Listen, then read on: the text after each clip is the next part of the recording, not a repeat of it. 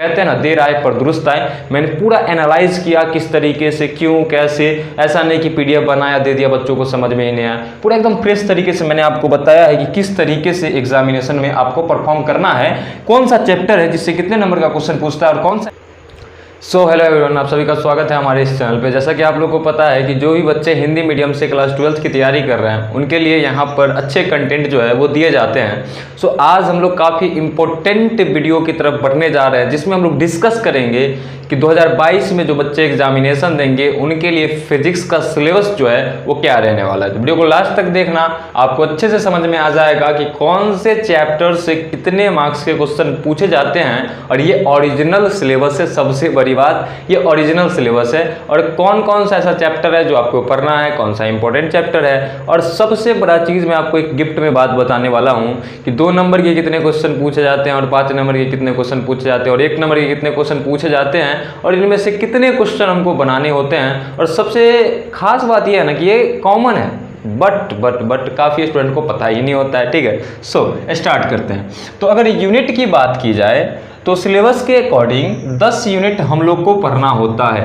अगर यूनिट की बात किया जाए तो ये सभी आपका यूनिट लिखा हुआ है, इकाई लिखा हुआ है, ये सभी आपको पढ़ना है। बोर्ड पे दिखने में तो काफ़ी छोटा सा लग रहा है, 1 बोर्ड का लग रहा है, लेकिन शायद आप पढ़ेंगे तो बहुत ही बड़ा है। ठीक है ना। ऑब्वियस सी बात है, सबसे पहला जो चैप्टर पढ़ना होता है हम लोग को दैट इज इलेक्ट्रोस्टैटिक्स। इसको हिंदी में स्थिर वैद्युतिकी बोलते हैं। क्या बोलते हैं? स्थिर वैद्युतिकी बोलते हैं। सबसे पहला यूनिट ये पढ़ना होता है। उसके बाद हम लोग को पढ़ना होता है करंट इलेक्ट्रिसिटी, विद्युत धारा उसको हिंदी में बोलते हैं। उसके बाद हम लोग को पढ़ना होता है तीसरा unit magnetic effect of current and magnetism, धारा का चुंबकीय प्रभाव एवं चुंबकत्व। ठीक है। चौथा यूनिट जो पढ़ना होता है, अच्छा मैं पढ़ क्यों रहा हूँ, ताकि आपको चैप्टर का नाम याद हो जाए। पढ़ने कई बच्चे होते हैं ऐसा जिनको थोड़ा सा उच्चारण में दिक्कत होता है तो वो समझ ले। चौथा जो है वो होता है आपको पढ़ना electromagnetic induction and AC. AC का मतलब होता है अल्टरनेटिंग करंट। क्या होता है? मतलब अल्टरनेटिंग करंट होता है। ठीक है, जगह नहीं था तो मैं पूरा लिख देता। इसको हिंदी में बोलते हैं विद्युत चुंबकीय प्रेरण, इलेक्ट्रोमैग्नेटिक इंडक्शन को, और एसी मतलब अल्टरनेटिंग करंट को प्रत्यावर्ती धारा बोलते हैं। ठीक है ना। आपको 5वां यूनिट पढ़ना होता है इलेक्ट्रोमैग्नेटिक वेव, विद्युत चुंबकीय तरंग, और आपको काफी छोटा चैप्टर है ये। और आपको 6ठा यूनिट पढ़ना होता है ऑप्टिक्स, और काफी इंपॉर्टेंट चैप्टर है। और इसमें रे और वेव दोनों पढ़ना होता है। ठीक है ना। आपको तरंग प्रकाश की भी पढ़ना होगा और आपको किरण प्रकाश की भी पढ़ना होगा। 7वां यूनिट हम लोग को पढ़ना होता है dual nature of radiation and matter. कई लोग इसको dual nature of matter and radiation भी बोलते हैं, तो घबराना नहीं है। विकिरण तथा द्रव की द्वैत प्रकृति। 8वां पढ़ना होता है एटम्स एंड न्यूक्लियाई, परमाणु तथा नाभिक, जो आप एटॉमिक स्ट्रक्चर में पढ़े हैं। 9वां पढ़ना होता है सेमी कंडक्टर इलेक्ट्रॉनिक्स, अर्धचालक इलेक्ट्रॉनिकी बोलते हैं। कई लोग इसे इलेक्ट्रॉनिक डिवाइसेस के नाम से भी जानते हैं, इलेक्ट्रॉनिक डिवाइसेस के नाम से भी जानते हैं, तो जैसा हो आप समझ लेना। 10वां जो पढ़ना होता है हम लोग को यूनिट, वो पढ़ना होता है कम्युनिकेशन सिस्टम, संचार व्यवस्था। और इस तरीके से हम लोग क्लास 12th के पूरे चैप्टर को पढ़ जाते हैं फिजिक्स के। ठीक है। अब देखो, अब सोच रहे होगे तुम लोग सर इलेक्ट्रोस्टैटिक्स वगैरह पढ़ना होता है, मैग्नेटिज्म पढ़ना होता है, करंट इलेक्ट्रिसिटी पढ़ना होता है, एंड देन हम लोग को ऑप्टिक्स पढ़ना होता है, उसके बाद मॉडर्न फिजिक्स खत्म। तो आपको ये जो चैप्टर दिख रहा है dual nature, atoms and nuclei वगैरह जो दिख रहा है, ठीक है, ये सभी कम्युनिकेशन सिस्टम को छोड़ करके इलेक्ट्रॉनिक सेमीकंडक्टर तक आपको जो चैप्टर दिख रहा है ये सभी मॉडर्न फिजिक्स में ही आते हैं। ये सभी किस में आते हैं? मॉडर्न फिजिक्स में ही आते हैं। और इन सभी को मिला करके लगभग हम लोग का 24 नंबर का क्वेश्चन जो है वो बिहार बोर्ड जो है पूछ लेता है। ठीक है ना। अब देखो यहाँ पे आ जाओ, इलेक्ट्रोस्टैटिक्स कितना नंबर का क्वेश्चन पूछता है? 8 नंबर का, डायरेक्टली, मतलब इतना पूछवे करेगा। ठीक है। अब बाकी ऑब्जेक्टिव 2 नंबर वाला इन्हें करके तो बहुत क्वेश्चन 12-13 नंबर पे बैठा देता है।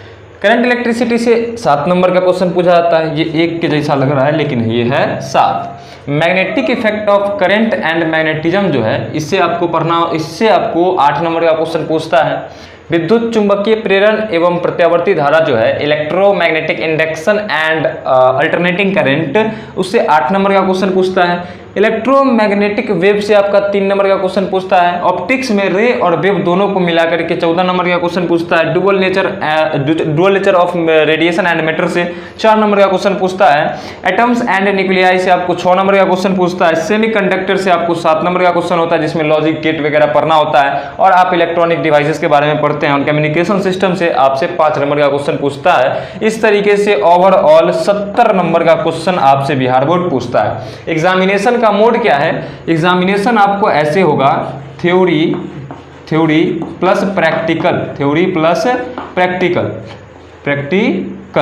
थ्योरी और प्रैक्टिकल को मिला करके आपसे 100 नंबर का क्वेश्चन पूछेगा, जिसमें थ्योरी होगा 70 नंबर का, जो मैंने आपको चैप्टर बताया इससे पूछा जाएगा, और प्रैक्टिकल आपका 30 नंबर का होगा, जो आपके स्कूल में होगा, और ये आपके जो एग्जामिनेशन सेंटर है वहाँ पे जाकर के आपको लिखना होगा। ठीक है, बाकी ये प्रैक्टिकल होगा, दोनों को मिलाओगे तो आपको 100 उड़ जाएगा।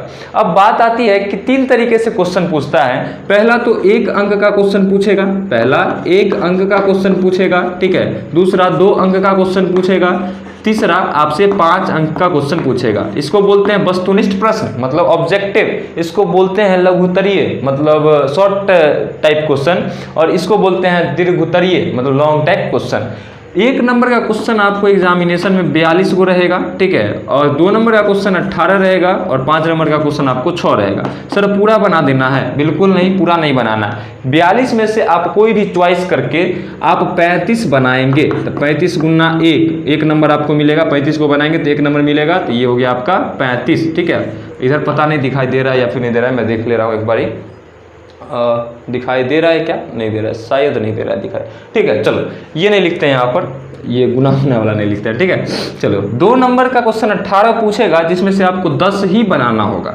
ठीक है, 5 नंबर का क्वेश्चन आपसे 6 पूछेगा, जिसमें से आपको 3 ही बनाना है। तो यहाँ 35 और 10 गुना 2 करेंगे तो 20, और यहाँ पे ये 15, तो ओवरऑल कितना हो जाएगा हमारे पास?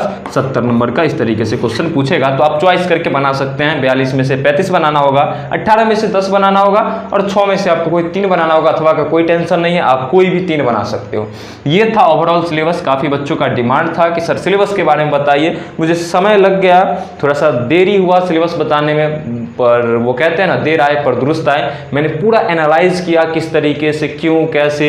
ऐसा नहीं कि पीडीएफ बनाया दे दिया, बच्चों को समझ में ही नहीं आया। पूरा एकदम फ्रेश तरीके से मैंने आपको बताया है कि किस तरीके से एग्जामिनेशन में आपको परफॉर्म करना है, कौन सा चैप्टर है जिससे कितने नंबर का क्वेश्चन पूछता है, और कौन सा ऐसा चैप्टर है जो आपको पढ़ना होता है क्लास 12th में। ठीक है, तो पूरे बेहतरीन तरीके से मैंने आपको बता दिया। ठीक है, बाकी वीडियो कैसा लगा आप कमेंट करके बता सकते हैं। इलेक्ट्रोस्टैटिक्स का आधा पार्ट खत्म हो चुका है, 2 पार्ट पढ़ना होता है। पहला पढ़ना होता है इलेक्ट्रिक फील्ड के बारे में, ठीक है ना, इलेक्ट्रिक चार्जेस एंड फील्ड, और दूसरा पढ़ना होता है इलेक्ट्रिक पोटेंशियल एंड कैपेसिटर। तो इलेक्ट्रिक चार्जेस एंड फील्ड पढ़ चुके हैं। पोटेंशियल कैपेसिटर का 10-12 क्लास आएगा, उसके में खत्म। करंट इलेक्ट्रिसिटी इंड छोड़ पे है, मतलब 5-6 लेक्चर के बाद खत्म हो जाएगा। बाकी यहाँ से सीधे जंप मारेंगे हम लोग ऑप्टिक्स पे, और ऑप्टिक्स 15 दिन के बाद स्टार्ट होने वाला है। तो जो बच्चे पढ़ना चाहते हैं चैनल को सब्सक्राइब कर सकते हैं, क्योंकि मैं आपके लिए बहुत कुछ करने वाला हूँ इस चैनल पे। ठीक है ना, और बाकी आप मॉडर्न फिजिक्स करेंगे हम लोग, उसके बाद मैग्नेटिज्म वगैरह के बारे में पढ़ के पूरे चैप्टर को खत्म कर देंगे। ठीक है, thank you for watching, keep patience, to work hard. मिलते हैं नेक्स्ट वीडियो में, बाय बाय।